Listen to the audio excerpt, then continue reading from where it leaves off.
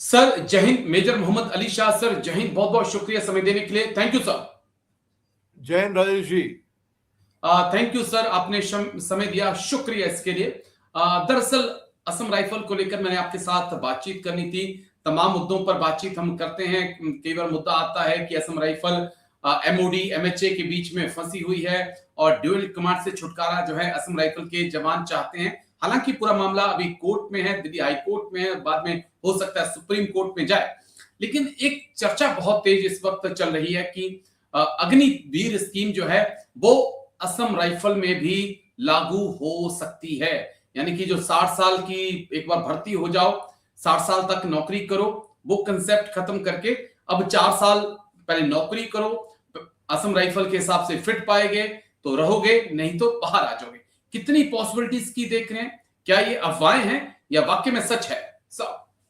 राजेश जी, एक चीज देखिए, असम राइफल्स में जो मैंने देखा, आर्मी से और असम राइफल्स में जो और अदर रैंक्स जो एनसीओ या जवानों का जो हायरार्की है, जैसे कि आर्मी में सिपाही के बाद, गनर के बाद, राइफलमैन के बाद एक फीती लगती है लांस नायक की, फिर 2 फीते लगती हैं नायक की, फिर 3 फीते लगती हैं हवलदार की, राइट जी। असम राइफल्स में मैंने ऐसा देखा नहीं।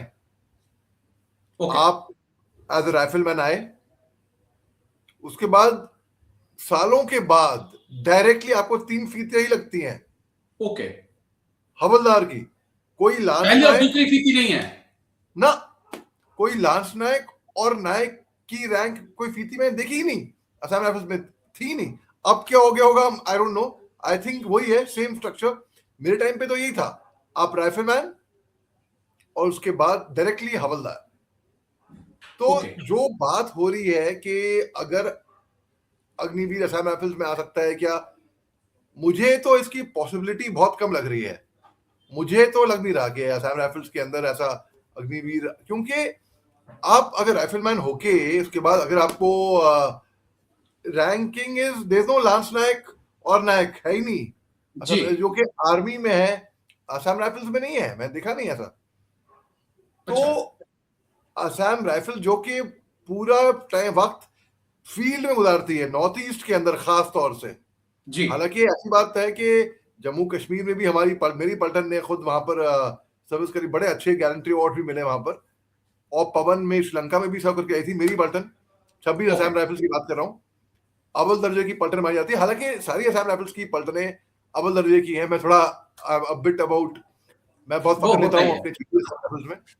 तो देखिए, तो मुझे इसकी पॉसिबिलिटी निजी तौर पे तो कम लग रही है, लेकिन अल्टीमेटली तो नियम जो सरकार लागू करेगी तो वो तो हमें। लेकिन मैं एक पॉइंट आपके सामने दे रहा हूं। मेरे पास 2 सवाल हैं जहां पर मुझे लगता है कि अग्निवीर जो है वो असम राइफल में जा सकते हैं। अगर ये जो एमएचए एमओडी का मामला सुलझ जाता है, एमओडी में ही ड्यूअल कमांड खत्म हो जाता है, एमओडी में ही असम राइफल आ जाती है, तो आज एक इन्फेंट्री यूनिट इसकी गिनती होगी और फिर आपको अग्निवीरों को लेना पड़ेगा। लेकिन इसमें क्या अभी वक्त लगेगा? ये पॉसिबिलिटी हो सकती है इन फ्यूचर, अभी तो नहीं। देखिए, अगर एमओडी में असम राइफल, जैसे आपने बताया, जो अभी कोर्ट के अंदर है अभी वो मुद्दा, हाँ, अगर वो असम राइफल अगर एमओडी में आ गई तो एमओडी मतलब आर्मी, यानी कि तो आर्मी में तो अग्निवीर लागू हो गई है। एंड सोफा अब तक तो मैंने, जहां तक मैंने देखा है, तो मैंने अच्छा ही देखा अग्निवीरों को, मैंने सक्सेसफुल ही अब तक मैं देख रहा हूं। तो मैंने अग्निवीर को कभी, हमारे यूनिट में है, मेरे तो खाने 170 फील्ड रेजिमेंट में मैंने अग्निवीर देखे। अभी रिजिंग के लिए गया था मैं लास्ट ईयर, फिर जाने वाला हूं मैं। तो अव्वल दर्जे के मेरे को लगे, कोई फर्क नहीं लगा अग्निवीर में और नॉर्मल सोल्जर में, बिल्कुल बस नाम दे रखा है अग्निवीर, बाकी ट्रेनिंग, डिसिप्लिन, टर्नआउट, बेयरिंग सब वही है बेसिकली। हाँ, वो आपने पॉसिबिलिटी बताई है, उस हिसाब से पॉसिबिलिटी। लेकिन बुरा लगता है, मैं भी अपनी यूनिट में गया था, तो मैं जब, हमारे फौजियों के बक्से जो होते हैं ना, काले होते हैं और हर बक्से के ऊपर नाम लिखा होता है, रैंक पहले होता है।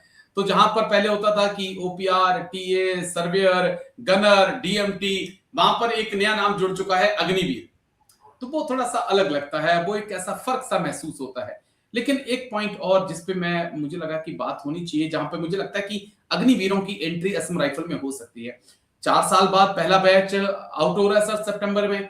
असम राइफल ने भी कहा है कि 10% अग्निवीरों को तो हम लेंगे।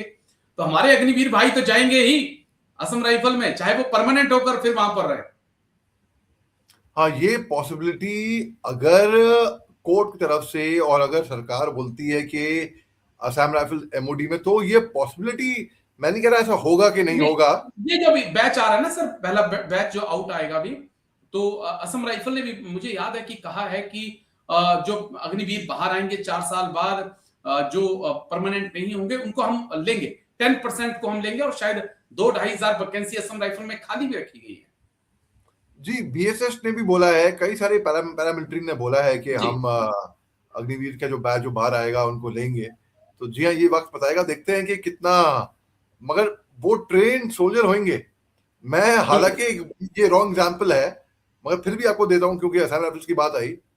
It's a wrong example but still समझने के लिए, मेरे पलटन में 26 असम राइफल्स में एक्स अंडरग्राउंड थे, उनकी ट्रेनिंग ऑलरेडी हो चुकी है, कई की तो ट्रेनिंग बर्मा में हो चुकी है, उसके बाद वो असम राइफल्स में है। तो दे वर बैटल हार्डन्ड, इतने मजबूत सोल्जर थे वो भाई, क्या अव्वल दर्जे के, क्योंकि डबल ट्रेनिंग हो चुकी है वहां की जी। और उनको माइंडसेट, उनका गोरिल्ला माइंडसेट, उनको पता था कैसे लड़ाई लड़नी है, कैसे एम्बुश करना है, कैसे पेट्रोलिंग करनी है, कैसे स्काउट करना है, कैसे शिफ्ट लेना है, सब कुछ मालूम था उनको ऑलरेडी। वो वाली अगर वो लेकिन ट्रेनिंग लेकर आए, उनसे तो कई ज्यादा अच्छी तो हमारी आर्मी की ट्रेनिंग होती है, फौज की ट्रेनिंग होती है।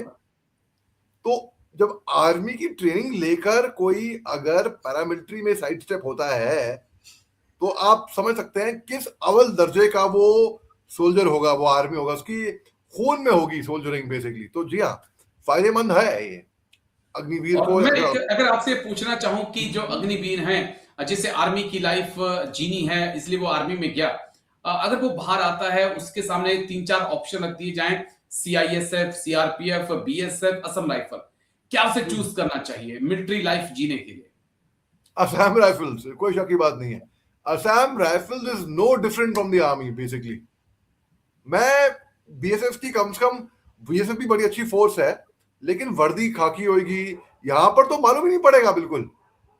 अक्सर तो राजेश जी ऐसा होता था कि भाई हम लोग इंडियन आर्मी वाली जो है ना वो पैच इंडियन आर्मी की, वो असम राइफल्स में पहना करते थे, बट वी के टिकट ऑफ, ये उतारो, ये आर्मी की वर्दी है, तो उतार के, वर्दी सेम है, डिसिप्लिन सेम है, लीडरशिप आर्मी की है।